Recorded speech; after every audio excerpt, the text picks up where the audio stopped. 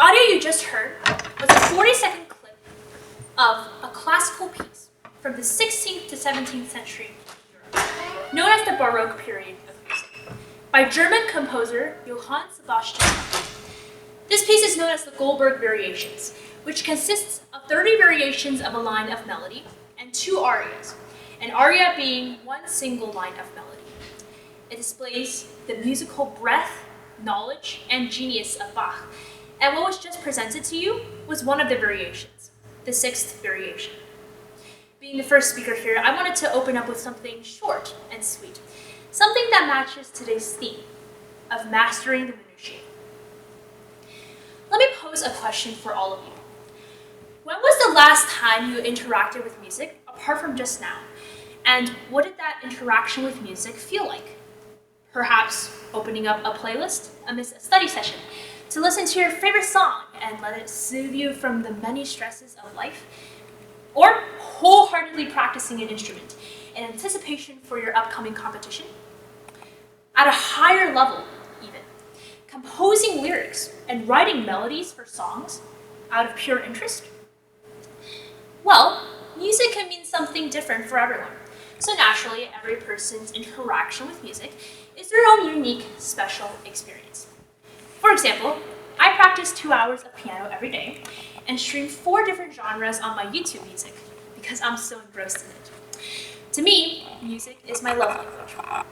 However, my friend is a huge STEM fan and plays instruments instead to develop a skill he can utilize later on in life, such as teaching people music theory as a means of earning money, viewing music as a tool or mechanism. So, perhaps for you, playing an instrument isn't your jam. Instead, you might find yourself interacting with music in more subtle ways, such as when background music is playing in the elevator or hotel lobby, or when you choose from a multitude of ringtones to be alerted by when someone calls you. However, it has seemed more apparent in our world of today that music is less appreciated than it used to be. I want to introduce to everyone the concept of passive versus active listening. Passive listening is when your ears perceive sound and your brain recognizes that sound is there, but neither your focus nor attention is actually on it. Therefore, your brain is not truly responding to what you're listening to. On the other hand, active listening is when your ears and brain are focused, making your listening experience much more pinpointed because your brain is directly attending to that sound. So, has music truly become more and more passive? Depends on the listener. What music means and how important it is tailored to the individual. What it should mean for you. Therefore, this personal value influences the way that we listen to music. For example, streaming Spotify for homework isn't really considered all that active because your brain is focused on the problem that you're working on in front of you. However, should you choose to meditate and analyze music, it is a more active form of listening because your brain is trying to be clear of anything except what is being played to you. I strongly believe that music is so much more than what a Spotify playlist can encapsulate, even much more than an orchestra performance. And there's a lot to music that the average listener is capable of ignoring, even if they were to be actively listening to it. As popular music becomes more and more, popular, some manners and facets are also forgotten. Today, I hope to shed light on some of those forgotten parts and reinforce why music should not be ignored. We can all be musicians, not just listeners, as we orchestrate our lives with our own music. Even 1 minute of music can have such a large impact, and here's all the ways how. Music proves to have positive psychological benefits. A cohesive case study conducted in 2021 by the University of Helsinki and the Turku University Hospital Neurocenter focused on the ability of vocal and instrumental music to repair the speech functions of stroke patients in their recovery stages. It found that music, compared to other sources of audio such as audiobooks, was actually the best catalyst in repairing the cortex areas of the brain responsible for language and thought. The American Heart Association also reported an interesting incident in 2022. A middle-aged female named Julie had suffered from a brain stroke that removed her ability to form sentences and converse normally with people around her. Wondrously, though, she retained the ability to sing, which led to her joining a choir post-stroke. Through further engagement with music through the choir, Julie was able to improve the clarity of her speech and make a partial recovery. So, what is this phenomenon? And why have there been so many of these similar or related cases? The authors from the Brain Journal from Oxford University answered this question a decade ago. Through sampling the imaging of 4 different brain specimens of different stroke patients using 3 different mediums of treatment: audiobooks, music, and the regular treatment, 3 larger conclusions associated with music were reached. First, it was found that music can help the brain to structurally reorganize to retain memory and other skills. Second, it can cause mood changes that increase happiness and joy. And lastly, music is directly associated with the area of the brain responsible for forming language, which is what happened with Julie's case. Now, you might be wondering, how does music helping stroke patients recover have anything to do with me? Well, there's actually a concept in general therapy called musical minutes, which are differently linked music training sessions used for treatment and various different effects. These include rhythmic training, which aids in the recovery of motor skills, and melodic and harmonic training, which assist with memory recall. These short music intervals can be significantly therapeutic. Additionally, even just listening to a short bit of music can have a lot of great benefits. 3 psychologists from the University of Marburg in 2017 attempted to examine what was the best way for music to relieve stress through various different factors. Different types of music were recommended to people to listen to in different ways. For example, under everyday settings, or in more formal work environments, to figure out what was the best way for music to help individuals improve their life quality. The results of the study indicated that the majority of all the groups tested, coming from all different types of backgrounds and experiences, reported that after listening to music and incorporating it into their day, they felt less stressed than a previous day. The study also concluded 2 things: that the stress-relieving effects of music are maximized when multiple people listen to music together, and when someone has a clear goal for what they want to get out of that music. What I mean by that is, for example, if you don't believe music can help you, then your brain is compelled to use it less as a helping mechanism, and therefore it won't actually affect you all that much. However, if you choose to believe that music can assist you, then the way it aids you becomes much more clear. Following this logic, if we believe that music can truly console and heal our emotions, instead of just thinking of it like a treatment, then the way it affects us also becomes much more direct and helpful. At the beginning of the speech, you listened to 1-minute clip of music. Perhaps you were confused at first as to why. But now, with more context in mind, let's more closely examine all the effects that even a wondrous brief line of music can bring.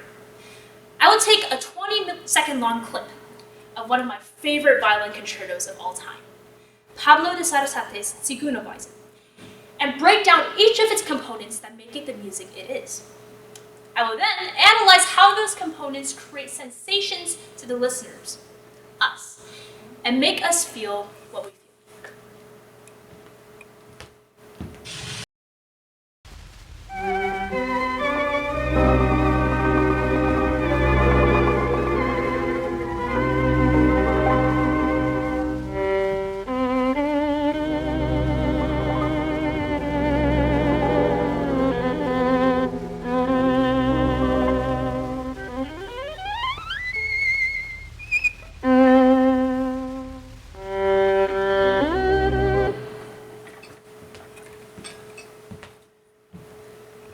Quite impressive, isn't it? You may have felt overwhelmed by the large sound that began this piece. You may have also noticed that the first two lines of melody are the same, but the first line is played by a variety of instruments, such as cello and horn, whereas the second one is done by a lone violin. The somewhat shocking and impressive opening of Zigeunerweisen captures your attention immediately. After a loud bang, the melody then switches to one single line of melody, a contrast that keeps the listener interested. There are many cultural influences that go into this piece, born of the Romantic period of music history, which is around the 18th to 19th century. Its name, Zigeunerweisen, is German. Zigeuner meaning of or referring to the Romani people, and Weisen meaning manner or ways. So, Zigeunerweisen roughly translates to the Romani way. This deeper translation alludes to the overall groove and theme of the piece, as supposedly the choice of title would indicate that the style of this piece was heavily influenced by Romani music. Now, here comes the interesting part.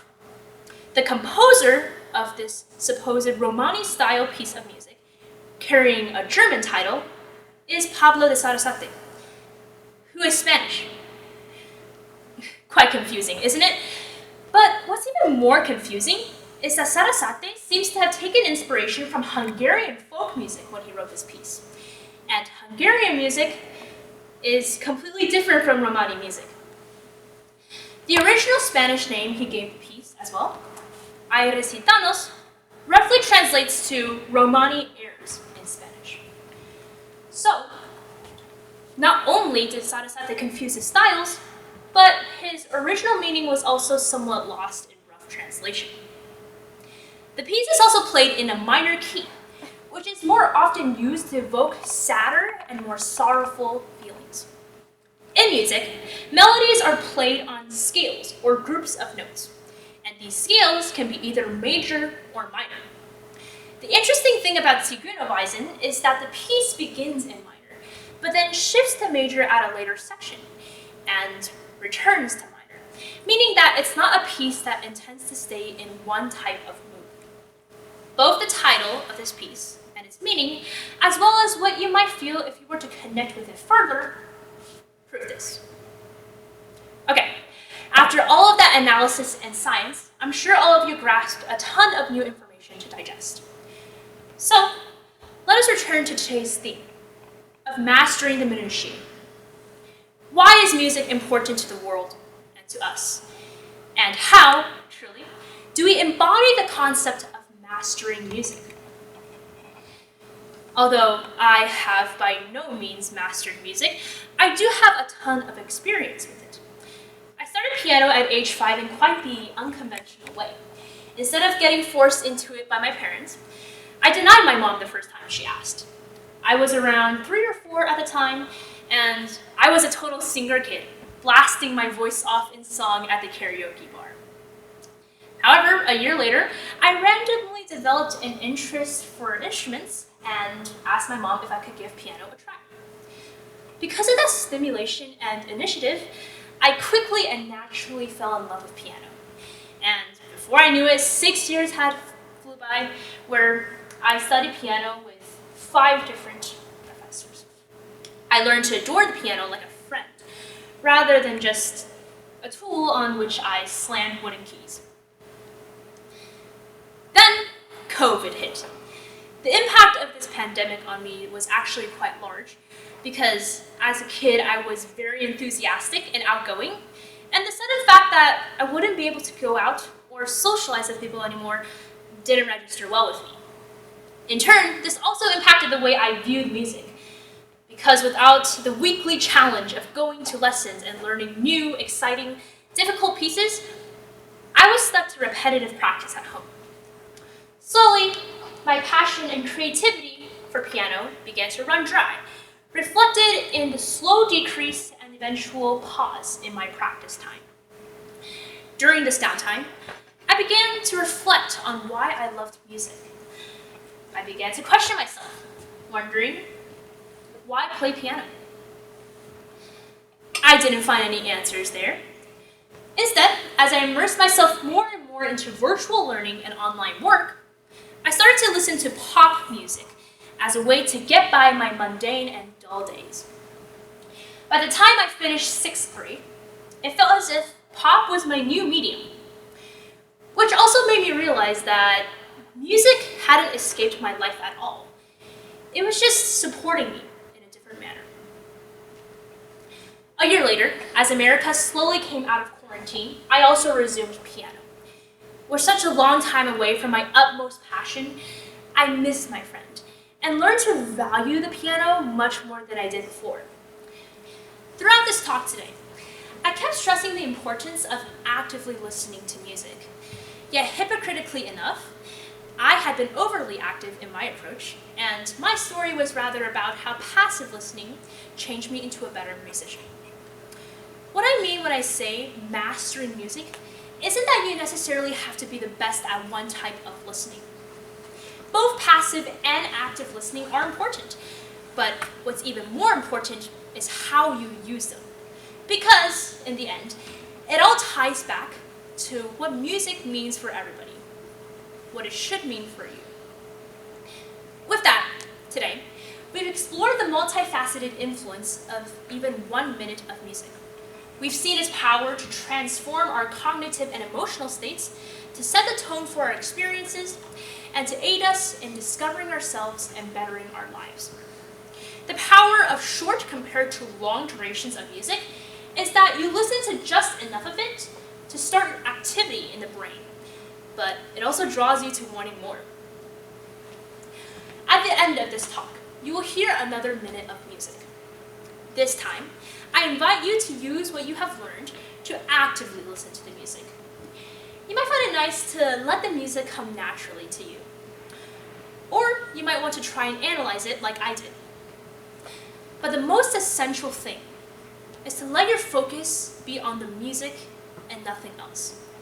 As you find yourself content in this space of music, you are letting yourself be positively influenced by it.